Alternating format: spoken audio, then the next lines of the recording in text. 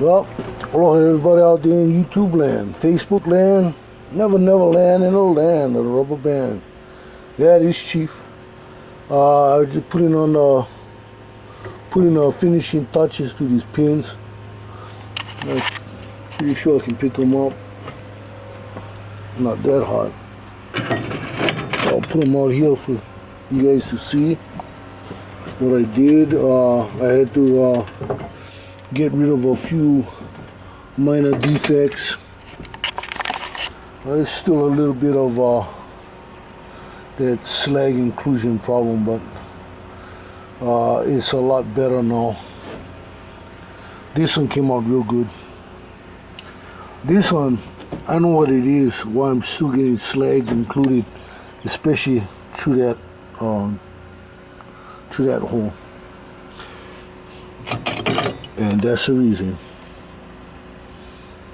You see that bit of slag down in there? Well, that's where it's drawing impurities from the pipe space metal coming up. But that's alright. If you notice, I got quite a bit of positive bead right down the center line. This one was the one that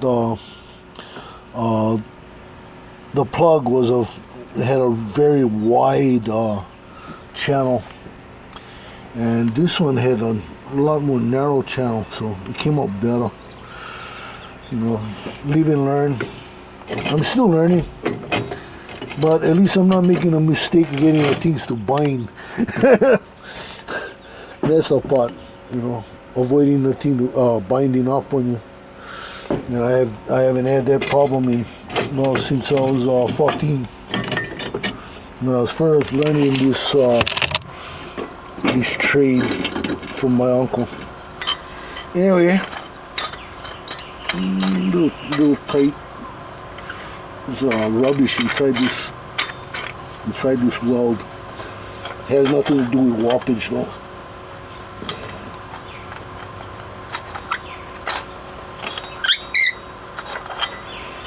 I'll probably have to go in with an end mill and free this thing up.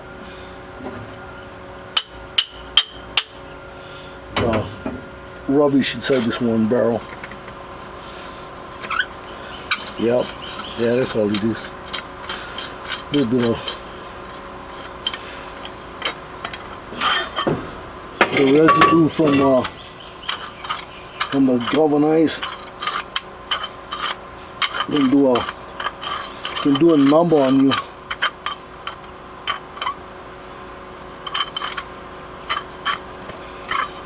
And that's what's going on up here. Let's see, where is that bind at?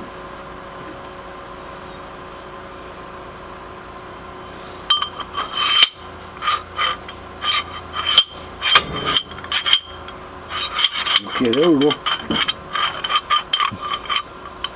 Zero bind. Yeah, all it was is rubbish.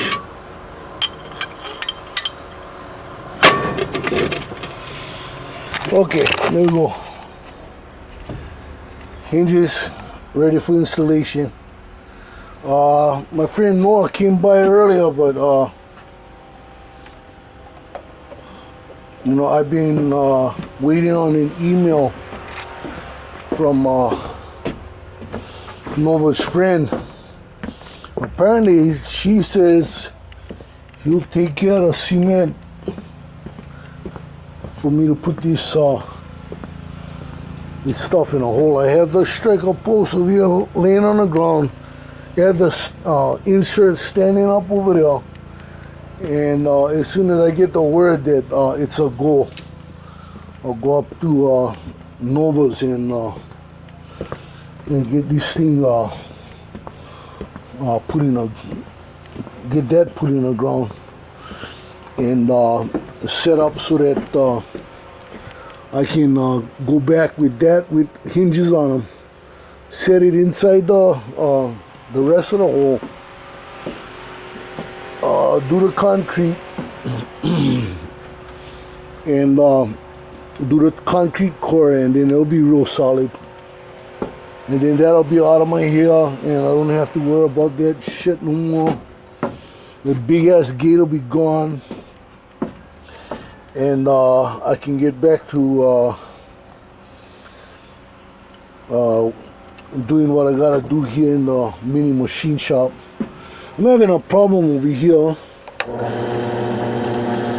some reason. It looks like my adapter is wobbling, and I'm hoping that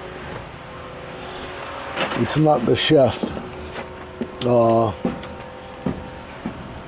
If it is the shaft, then